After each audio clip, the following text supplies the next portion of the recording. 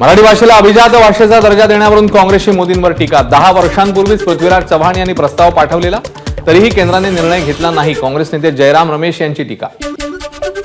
कसाबच्या गोळीने करकरेंचा मृत्यू झाला नाही, वडेट्टीवारांचं वक्तव्य संताप आणणारं। मुख्यमंत्री शिंदेंची टीका। तर हा पोलिसांचा आणि शहीदांचा अपमान असल्याचंही वक्तव्य।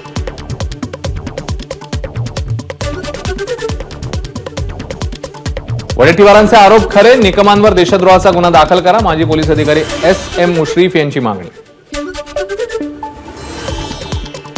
वाढत्या तापमानाचा केळीच्या बागांवर परिणाम, उन्हामुळे झाडं सुकत असल्यानं शेतकऱ्यांनी विक्रीलायक तयार केलेल्या केळींना बांधलं कापड।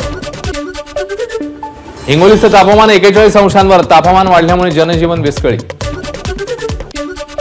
ओबीसी विद्यार्थ्यांचा वसतिगृहाचा प्रश्न मार्गी लागत नसल्यानं भंडाऱ्याचे अपक्ष आमदार नरेंद्र भोंडेकर यांचा सीईओंना घेराव।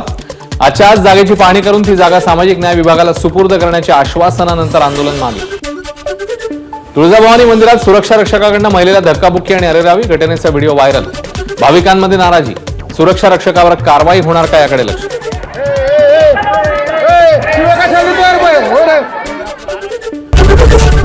एबीपी माझा, उघडा डोळे बघा नीट।